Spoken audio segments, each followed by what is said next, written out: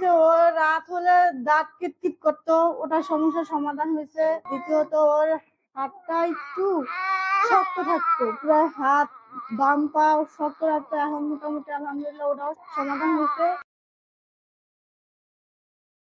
আসসালামু আলাইকুম, আমার নাম শেফালি, আমি চাঁদপুর থেকে আসছি।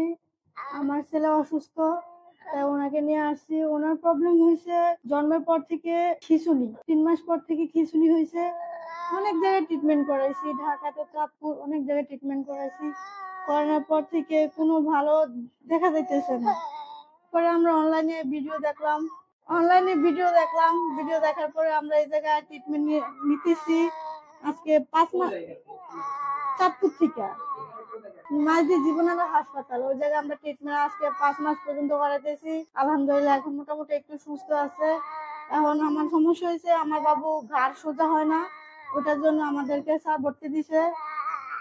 এখন বলতেছে যে ভর্তি থাকা অবস্থায় ঘাড় সোজা হবে। দেখা যাক, আলহামদুলিল্লাহ, বাকিটা আল্লাহর উপর ভরসা।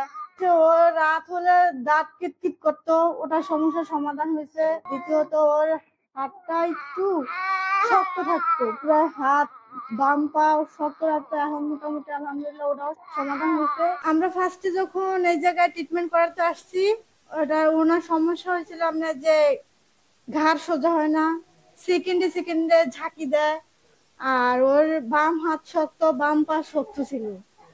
ওটার জন্য আসছি ডাক্তারের কাছে, স্যারের কাছে। এখন ওটার ট্রিটমেন্ট চলতেছে, ট্রিটমেন্টে 4 মাস থেকে ট্রিটমেন্ট নিতেছি। এখন আপনার ঝাঁকুনিটা কিছুটা কমছে বলতে, কন্টিনিউ যদি ওষুধ খাবার রাখি টোটালি একবার উঠে না। আর যদি বাইসে যে একদিন একটু বন্ধ, এক বেলা বন্ধ হয়, তাহলে 5-6 মিনিট পর পর একবার দেয়। এখন ওষুধ খাবে রাখি টোটালি আছে, ভালোই আছে। আমরা তো এই 4টা সমস্যার কারণে এই জায়গায় ট্রিটমেন্ট নিতেছি। 4টা সমস্যার কারণে 2টাই অলরেডি ক্লিয়ার হয়েছে। হ্যাঁ, এখন দ্বিতীয়ত ঘাড়টা হালকা একটু সোজা করে, আগের তুলনায় তো পুরো ফালাইতো, এখন ঘাড় একদম পুরো লুজ ছিল, এখন কাঁধে নিলে পুরা ঘাড় সোজা করে এদিকে এদিক তাকায়। টোটালি যে আমরা বসে রাখলে যে ও ঘাড়টা একদম রাখবো, ওটা পারে না। ওটার জন্যই স্যারে ভর্তি দিছে আমাদের। আলহামদুলিল্লাহ মোটামুটি ভালো আছে। এভাবে আসছি আমরা, ভিডিওর মাধ্যমে আসছি। ভিডিওর মাধ্যমে দেখি চিকিৎসা করতেছে, চিকিৎসা করার মাধ্যমে ভালো হইতেছে। ওই কারণে আমরা ওই ভিডিওর মাধ্যমে এই জায়গায় আসা। ট্রিটমেন্টও ভালো, কথাবার্তাও ভালো, ব্যবহারও ভালো ইমাম স্যারের। এর আগে ডক্টর দেখাইছি আপনার বঙ্গবন্ধু মেডিকেল আছে, ওই জায়গায় ট্রিটমেন্ট প্রায় 2-2.5 বছর পর্যন্ত ওই জায়গায় ট্রিটমেন্ট চলতেছে। নিউরোসায়েন্সের ডাক্তার যেরকম প্রতি মাসে 2-3 বার আসা যাওয়া করে। জি, অনেকে হতাশ হয়েছে, এই কারণেই ওই জায়গায় ট্রিটমেন্ট একদম পুরো টোটালি বাদ করে দিয়েছি। বাদ করার পরে এই জায়গায় এখনো আলহামদুলিল্লাহ ভালোই দেখতেছি। যে আপনারা যে সমস্যার কারণে ইমাম স্যারের কাছে পারেন, ভালো উন্নত চিকিৎসা পাওয়ার জন্য জীবনানন্দ হাসপাতাল আসেন এবং ইমাম স্যারের চিকিৎসা নেন।